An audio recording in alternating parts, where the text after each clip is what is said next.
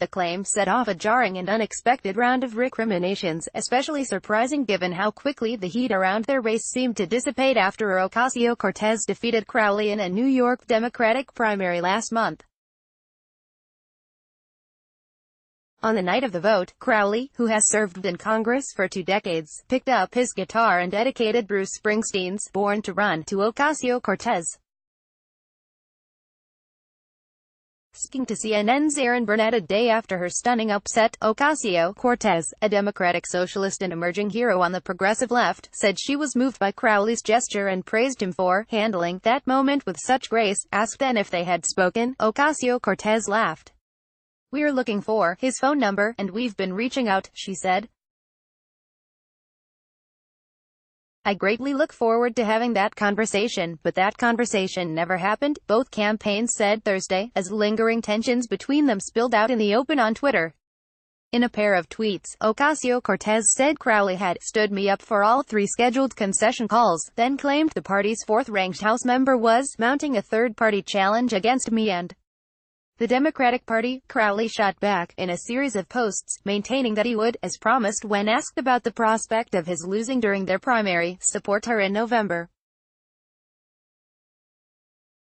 He also laid the blame for the lack of direct communications on the Ocasio-Cortez team.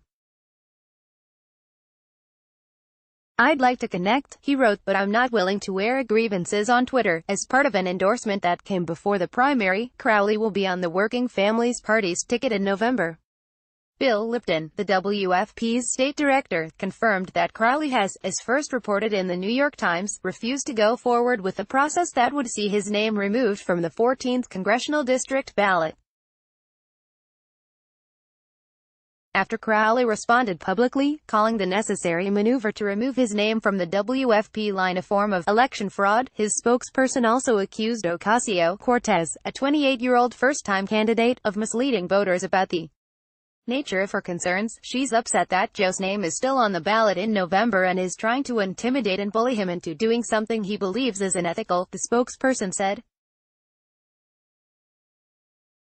"He's not running at all. He has no intention of running. He supports her vigorously. Words matter, which is why it's completely unfortunate that she's chosen to lie," Ocasio-Cortez spokesman Corbin Trent said. A growing sense of a lack of willingness to work together, along with Crowley's refusal to take his name off the Working Families Party ballot line, had largely prompted the tweets on Thursday. "When you combine all those things together, and you know that you've got a candidate in Crowley that didn't really see this coming, right, and then this totally changes the trajectory of his future, you worry," Trent said. "We literally just sent a bunch of staff off to other campaigns." Lipton strongly rejected Crowley's suggestion that the WFP, in potentially employing a mechanism used by smaller parties to change positions after major primaries, would be doing anything unethical or unusual. "Queens County Democratic leaders are the masters of electoral manipulation," Lipton said.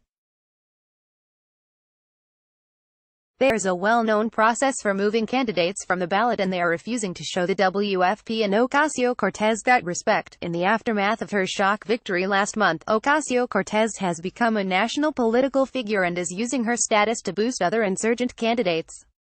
She has also been attacked on the right and, in some cases, been the subject of pushback from the Democratic establishment, who worry that her politics, should they pick up steam in other districts, could endanger the party's hopes of flipping the House this fall.